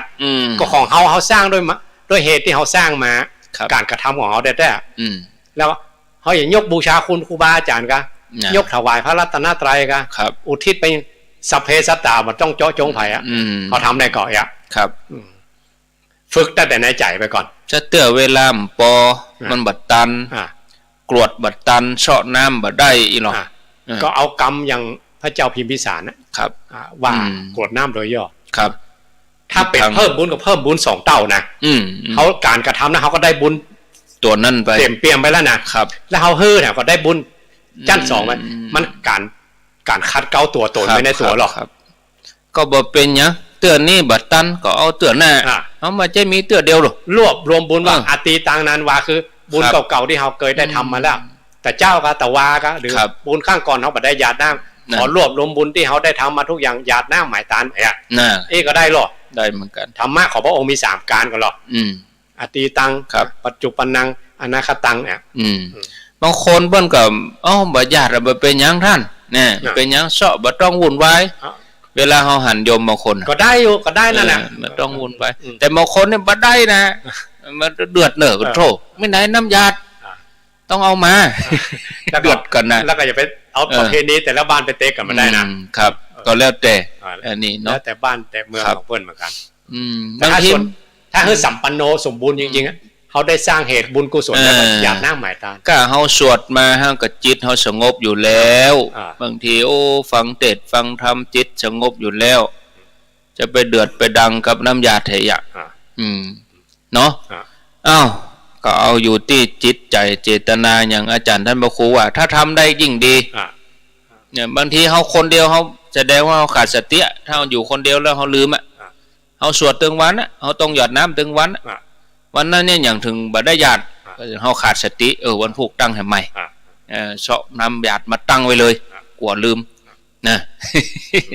เอาเรื่องนุ่งขาวมีกรรมกับผ่านเรื่องแม่จันเนาะแม่จันเกิดไปอินเดียครับไปไหว้สังเวชนียสถานอินเดียนี่สุดโต่งนะสุดโต่ง2อย่างเศรษฐีอันดับโลกก็อยู่ที่อินเดียคนเก่งคอมพิวเตอร์อย่างโมนี่อินเดียหมดหรอคิดคนCEO ของมัน Google ก็ดี Facebook ก็ดีมูนี่นะที่เขาอันหัวหน้าคุมฝ่ายเทคนิคของอันเก่งเทคโนโลยีคนอินเดียหมดอยู่ฝรั่งเมืองอเมริกาวะนะครับเป็นคนแขกหมดเลยหัวดีแล้วก็เศรษฐีติดอันดับโลกเลยนะภายใน1 ใน 10เนี่ยมีคนอินเดียเข้าไปจัดหลายคนครับสุดโต่งเลยดีแต่ถ้ามหาตุ๊กตาไม่ใช่ตุ๊กตาธรรมดามหาตุ๊กเหมือนกันปอดโทอยู่กินเป็นวันๆไปครับถ้าร้อยก็ร้อยอันดับโลกมันตุ๊กอันดับโลกเหมือนกันครับอยู่ตำข้างถนนกันไว้อันนะเกิดมาก็เป็นอย่างนั้นอ่ะเกิดมากับป้าตุ๊กเลยแล้วก็ยิ่งสมัยพุทธกาลขีดเส้นไว้เลยนะยิ่งคนจันทานหรือยิ่งคนวันหน้าต่ำๆเนี่ยแพทย์หมู่สูตรพวกนี้เนาะจะพเยอขึ้นอีกขั้นหนึ่งนะมาได้เลยนะห้ามเลยห้ามมันก็ห้ามขึ้นไปอีกวันหน้าหนึ่งสังเกตที่เมืองที่เขาเป็นที่สถานที่เขาไปอาบน้ำเนาะสถานที่ศักดิ์สิทธิ์ที่ตะโปธารามจะดูการแบ่งชนชั้นวันหน้าเขาหู้เลยเขาก็หู้กันเลยนะชนชั้นวันหน้าใดมาคนพวกพราหมณ์พวก กษัตริย์เชื้อสายกษัตริย์เชื้อสายเจ้าเมืองเนาะเขาไปอาบบนปุ๊เขาพอกันออกหรอแต่คนชั้นแพทย์พวกสูตรพวกคนงานเนี่ยมันมีสิทธิ์ที่ไปเยอะขึ้นไปอาบบนมันเนี่ยเขาก็หู้ตัวเขาเหมือนกันครับบักกล้าขึ้นไปเหมือนกันเนี่ยครับแบ่งชนชั้นกันเลยยิ่งสมัยก่อนยิ่งกว่านี้อีกมันโอ้ถ้าเกิดมาเป็นคนงานกับคนนั้นเต้าตายเลยครับอย่างเมืองไทยเขายังดีนะถึงแม้เป็นคนทุกคนเนี่ยเลื่อนจันโดยการศึกษาได้นะอันนั้นแบบเฮียนขีดเส้นไว้เลยห้ามเลื่อนจันมาห้ามไปคบข้ามวันนะห้ามถ้าแต่งงานข้ามวันได้นะเป็นจันทานเลยนะบันนับญาติเลยบันนับญาติเลยทั้งฝ่ายพ่อฝ่ายแม่บ่เอาเลยเขาดูถูกเหยียดหยามกันนะเนาะถือกันขนาดนั้นนะครับมันถือโดยความเชื่อเป็นอย่างนั้นเนี่ยมันต้องบังคับกันนะมันเชื่ออย่างนั้นโดยอัตโนมัติไปเลยแล้วคนที่เกิดมาวันน่ะต่ำเขาก็ยอมอ่ะก็ว่าอาบน้ำมันเถอะขึ้นอยู่บนเหลือน้ำลุ่มป่ะน่ะมันเหลือผ้าบิดาฮะมันเหลือน้ำเข้าหมวกเหลือน้ำมันเข้ามาน้ำขี้เปอะผ้าบิดามีโอกาสสถานมีโอกาสเนอะไปที่ตะโพธารามไปดูที่อาบน้ำห้อนนะมันเกิดน้ำขี้ไข่อันนั้นนะคนอาบตั้งบนเป็นร้อยเป็นพันเนี่ยเนาะแล้วก็มาถึงน้ำลุ่มท่านคุณท่านหนูครับยอมอ่ะยอมอ่ะเปิ้นเชื่อของเปิ้นอย่างนั้นนะครับอ้าวเรื่องนุ่งผ้าขาวถ้าทุกเจ้าอันนี้เปิ้นให้สวดปฏิสังขายโยยะถาปัจจยังอัจฉมยาก่อนนุ่งก็พินทุอีโลนุ่งเราพินทุว่าเป็นผ้าอธิษฐานเนอะครับและอธิษฐานทุกเจ้าเปิ้นมีหรอกครับเพราะผ้านี้เปิ้นถวายด้วยศรัทธามาไม่ใช่ผ้าเฮาเนี่ยแต่เฮาเนี่ยเฮาเชื่อเฮาศรัทธาและกรรมเสกมีกันท่านอาจารย์สอยเพิ่นว่าลืมเหมือนกันครับเพิ่นเรียกว่ากรรมอภิธรรมสังวิทาปุกายปะคืออภิธรรม7กัมปีเนี่ย7ตัวเนี่ยถ้าเฮาเอากรรมนี้ไปเสกก็ได้ครับแต่ถ้าเฮาบ่ฮู้กรรมแปบ่ฮู้เจ้าบ้านเนี่ยเฮาจะไปบอกไปก็โอ้คือค้านจำธาตุมัตตโกสักแต่ว่าธาตุเนี่ยศูนย์โยนี่ก็ได้หรอเป็นปกปิดอวัยวะไม่ให้เกิดความละอายเหลือบยุงลมแดดและสัตว์เลื้อยคลานทั้งหลายมันยาวแม่จะจำว่ะแต่นี่เป็นกรรมบังคับของครูบาอาจารย์ที่ต้องว่าสอนตู้เจ้าพระเนรหรอกครับเพราะมันเปิดใจผ้าของเขาเนาะสถาเปิ้นยกขึ้นเก้าขึ้นหัวถวายมาเอาพิจารณาแห่งมันก็คือเฮานุ่งเพื่อหยังนุ่งเพื่อปกปิดความละอายอย่างที่เปิ้นว่าน่ะแต่นุ่งเพื่อความสวยโก้หรูมันก็ผิดประเด็นไปชุดขาวนี่นะใส่ชุดขาวก็เฮ้ยมันขาวถึงนอกถึงในจะไปใส่ชุดขาวแล้วไปจมไปว่าไปอย่างผู้ไผ่เด้อวันนั้นอดเอาเหตุกรรมอมน้ำอมตะไปเหวันประเด็นก็คือว่าเขาจะปูจาคุณพระพุทธเจ้าครับเอาขอให้สะอาดกายสะอาดใจสะอาดวาจาบูชาพระพุทธองค์เองนะเนาะครับ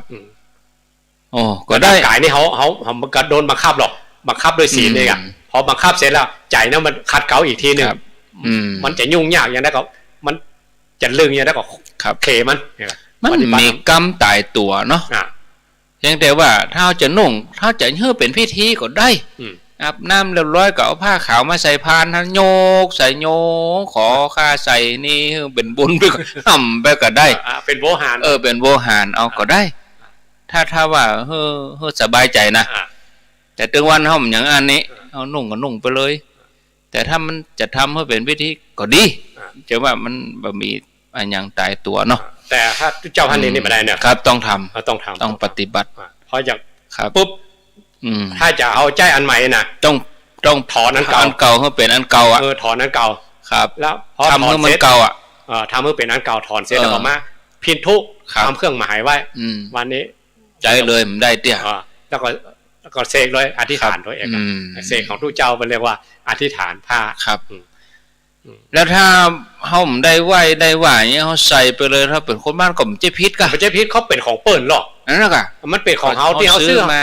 เอาซื้อมาขายไปอะของที่เกิดจากสติปัญญาของที่เกิดจากความขยันมันเพียรของเขาไม่หรอแต่ทุกเจ้านี่มันไม่ใช่ของเขาหรอกศรัทธาเพิ่นถวายมาเพิ่นยกขึ้นเก้าขึ้นหัวนะเขาไปใจสละสกะมาได้นะครับว่าอันเขาก็ต้อง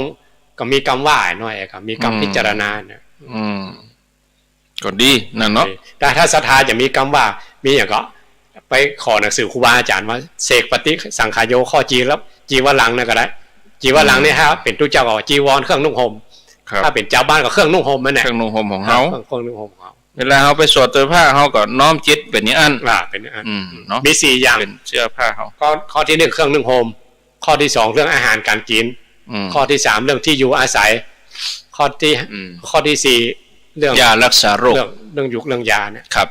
ก็เป็นปัจจัยเครื่องอาศัยแล้วนะครับไม่ใช่ว่าเป็นจริงเป็นจังเป็นตัวเป็นตนอย่างมาล่ำมาเหลือไอ้ครับไม่ใช่ยึดมั่นถือมั่นอย่างมาล่ำเหลือครับไม่ใช่เพื่อสวยเพื่องามอย่างนั้นเพื่อเขาจะประพฤติปฏิบัติธรรมขึ้นได้ความสะดวกสบายไปครับอ้าวแหมต่อไปนี่เจิญเนอะศรัทธาญาติโยม0998366322ตอนนี้เวลา 4:42 นาทีมีเวลาหน่อยเนาะมีครับมีเวลานักแหมประมาณ19 นาทีญาติโยมจะโทรเข้ามาก็ถ้าเป็นคำถามก็ได้ประมาณแหมสัก2ท่านถ้าบ่มีคำถามถ้าจะโทรมาให้กำลังใจก็โทรไปได้เลยๆนะ09983663322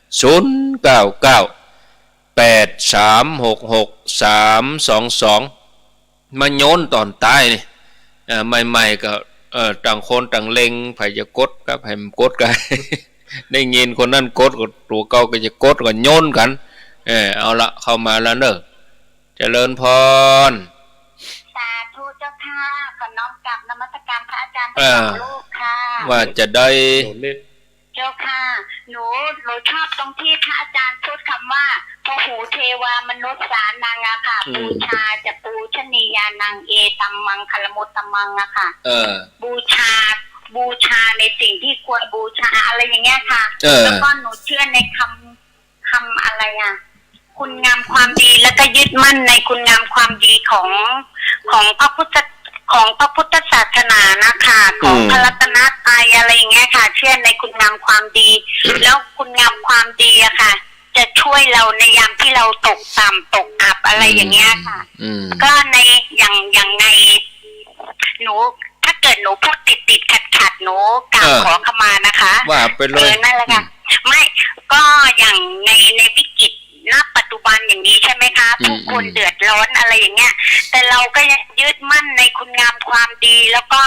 ยึดมั่นในพระศาสนามีครูบาอาจารย์มีพระพุทธเจ้าเป็นที่พึ่งที่ยึดเหนี่ยวจิตใจอย่างเงี้ยค่ะแล้วก็ประพฤติปฏิบัติตามคำสั่งสอนอย่างเงี้ยค่ะอาจจะมีหลงนิดหน่อยแต่ก็แบบทำตัวเองให้ดีที่สุดในทางบุญนะคะพระอาจารย์และหนูเชื่อว่าและอย่างที่หลวงพ่อบอกว่าอะไรนะพระพุทธเจ้าได้ถึงจะปรินิพพานไปแล้วแต่ท่านก็ยังมีพยานนะคะ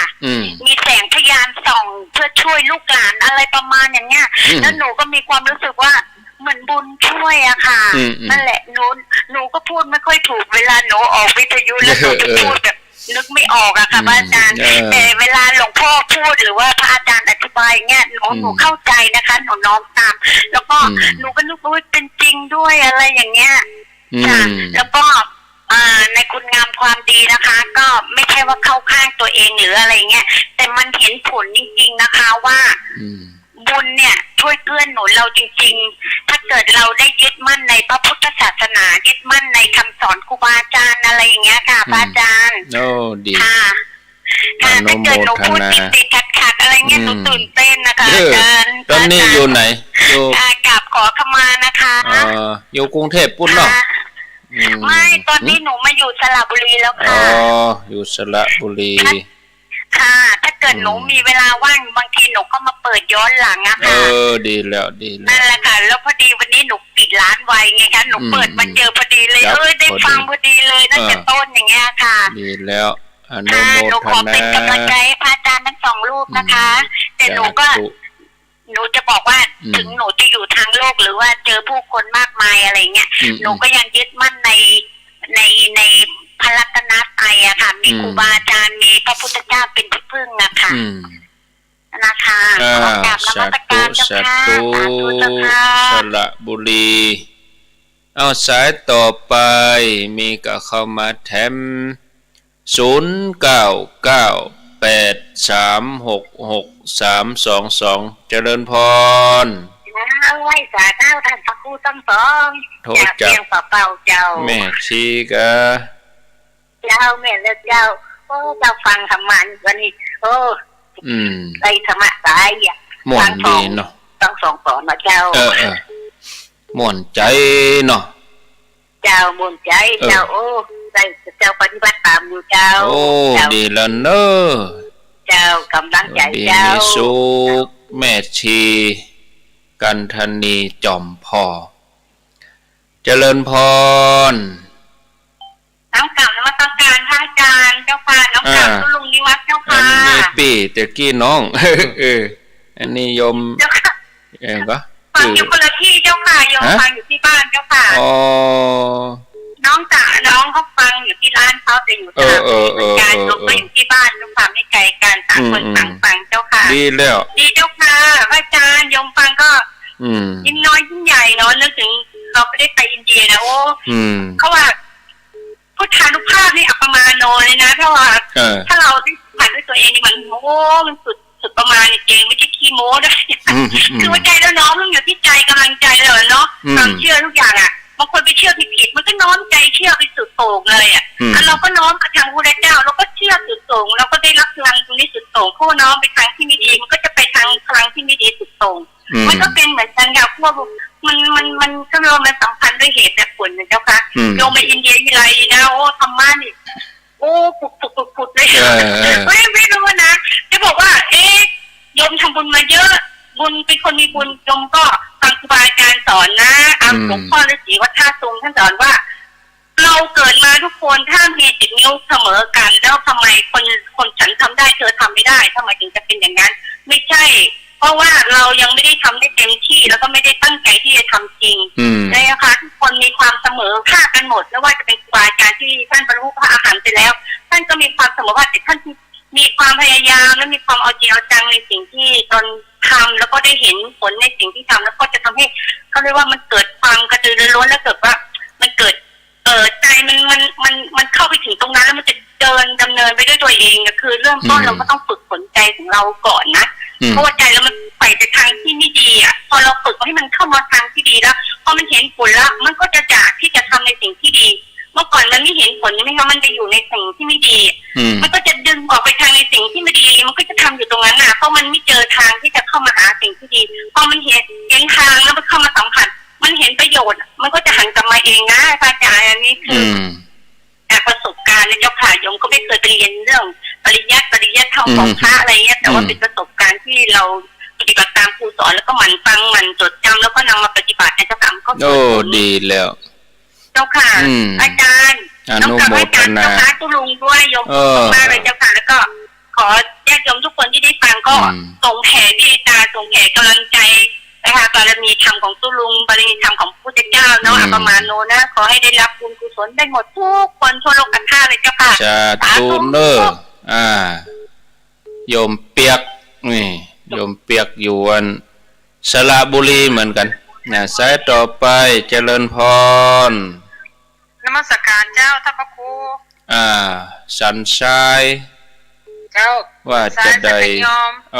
ว่าจะได้ฟังและซึ้งขนาดเจ้าม่วนใจเนาะเจ้าหนูจะสัญญาว่าจะมันกรรมฐานแล้วก็สร้างความดีกิจการเจ้าจะตามท่านอาจารย์สอนทั้งสองตนเจ้าดีแล้วเจ้าคือหล่อเลี้ยงจิตใจไปนะเจ้ามันมีทางพึ่งมีแต่ย่าเจ้าชีวิตของเรานั่นเวลาเหลือน้อยเจ้าแน่นอนแล้วนี่รีบทำเจ้าเป็นกำลังใจนะเจ้าโอ้ยินดีเนอะเจ้ามาสักการเจ้าสาธุมีเข้ามาแถมก็จะฮับไปตึก12สายเป็นโหลพอดีเนาะเอาแฮม2ท่าน0998366322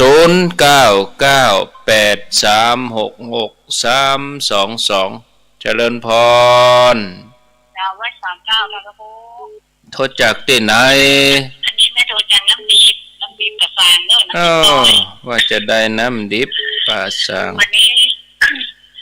ฟานข้า ก็ถามฟันพระครู เจิญเลย ว่าอันเนี้ยเขาใส่ข้าวปุจจานะเขาใส่กี่ก้อนนะจ๊ะที่มันจะถูกต้องอ่ะ ปุจจาภาคอะปุจจาหยัง ใส่ข้าวปุจจาข้าววัน ข้าพเจ้าอ่ะ เจ้า เดี๋ยวรอฟังในวิทยุถามอย่างเดียวเนาะ เจ้าถามอย่างนี้ สายสุดท้ายมีกับเข้ามา0998366322ใส่เข้าพระใส่กี่ก้อน ใส่ปูจาจะได้เอาสายสุดท้ายเจริญพรสุดท้ายแล้วเนาะ การเจ้าท่านพระครู ว่าจะได้แม่ครู ท่านพระครูทั้งสองลูกวันนี้สารธรรมครบถ้วนกระบวนความเรื่องของวันวิสาขบูชาทั้งผู้เผยแพร่ก็เผยแพร่ได้อย่างละเอียดผู้รับฟังก็นำไปปฏิบัติได้ทันทีและสิ่งใหญ่สิ่งหนอนี่แม่โคจะไปวัดทำบุญหนุ่มชุดขาวน่ะดีน้อมจิตน้อมใจให้บริสุทธิ์เนาะละเว้นความชั่วทำความดีทำจิตใจให้บริสุทธิ์เนาะทำพระครูเนาะโอ้ดีแล้วได้ยินดีก็ดีใจญาติโยมเขาก็เริ่มจากกลุ่มของเขาเนี่ยกลุ่มฟังวิทยุเนี่ยเขาต้องมั่นคงเขาจะไปหวั่นไหวข่าวอย่างมื้อนี้มันก็ข่าวมันเหมือนคนเขย่าเสาอะเสาหินฝังไว้เขย่าแล้วมันก็สั่นคอนมันสั่นคอนเขาก็ฝังแน่นเข้าไปแถม เขย่าไปเถอะคะแนนเขามั่นคงก็แล้วกันบ่ดีหวั่นไหวมันเป็นธรรมดาข่าวต่อข่าวต่อข่าวแต่ละวันนี่โอ้มีแต่เรื่องราวต่างๆอ้าวญาติโยมคงจะพอดีกับเวลาสายแรกช่วงที่2ตะกี้โยมหนูนิดสระบุรีสายที่2แม่ชีกันธนีเวียงป่าเป้าสายที่3โยมเปียกสายที่4สันทรายสายที่5น้ำดิบประสังสายที่6สุดท้ายแม่ครูลาวันเมืองจี้ใส่เข้าครับใส่กี่ก้อนใส่เข้าปูจาเข้าพระอันนี้แต่ละบ้านแต่ละเมืองเหมือนกันก็เราถามป้าอาจารย์หรือตู้หลวงวัดครับพ่องก็ใส่เป็นปากเป็นจานเป็นก้อนเดียวก็มีเป็นปั้นก้อนก็มีแล้วแต่เขาจะลงธรรมะหมวดใดเองครับกรรมว่านี้กรรมว่าแบบไทยก็ได้อิมังสุปะพยัญชนะสัมปันนังสาลีนางโภชนานังอุตกังวลังครับพุทธะปูเชมะอันนี้เอาถึงน้ำด้วยนะอุตกังแปลว่าน้ำหรอถึงน้ำถึงเข้าตานน้ำตานเข้าแต่ว่าอันนั้นมันยาวไปครับห่อห้าอย่าท่องก็ยาวไปครับพุทธปูจาเอกอะพุทธปูจาธรรมปูจาสังฆปูจาเอกก็ได้อันนี้ให้จำง่ายหน่อยหรือเอาคำยังว่าพุทธปูจามหาเตชะวันโตธรรมปูจามหาปัญโยสังฆปูจามหาโพคาวะโหเอกก็ได้หรือท่องอิติปิโสไหว้พระท่องอิติปิโสครับเงานะบอกอิติปิโสพาหงมาเลยท่องไปเลย นะครับถวายเข้าพระถ้าเป็นตู้เจ้าว่าศรัทธาพอมาใส่บาตรต้องถวายพรพระก็อันเดียวกันนั่นนะครับอันนี้แบบยาวอิติปิโสสวากขาโตสุปฏิปันโนแล้วก็พาหงมหาการุณิโกนาโถด่าไปเลยอันนี้บริบูรณ์สมบูรณ์สุดๆละเต็มสูตรเลยเต็มสูตรเริ่มท่องได้กับพุทธปูจาธรรมปูจาสังฆปูจาแล้วใส่กี่ก้อนนี่ก็ว่าแล้วแต่เขาอย่างมีธรรมะหมวดใดลงไป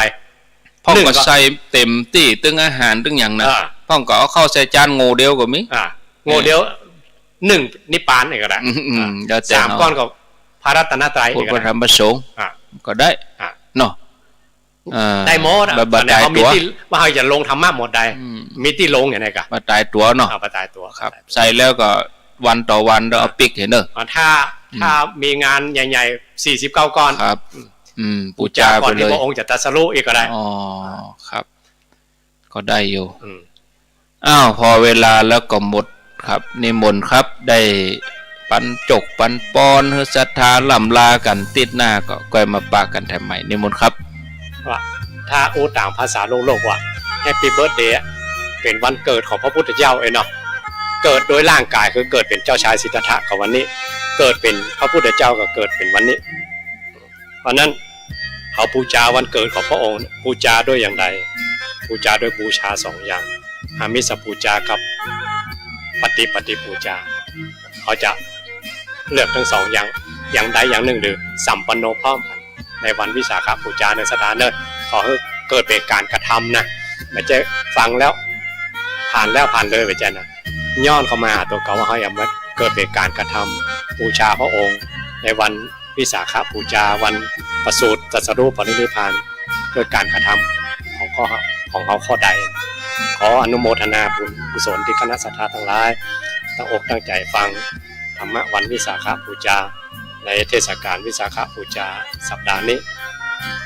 สัพพพุทธานุภาเวนะโดยอนุภาพของพระพุทธเจ้าสัพพธรรมานุภาเวนะโดยอนุภาพของพระธรรมเจ้าสัพพสังฆานุภาเวนะโดยอนุภาพของพระสงฆ์เจ้าสัทธาโสติพระวันตุเตขอความสุขสวัสดีทั้งหลายจงมีแก่คณะสัตยาทั้งหลายทุกคนเทอญ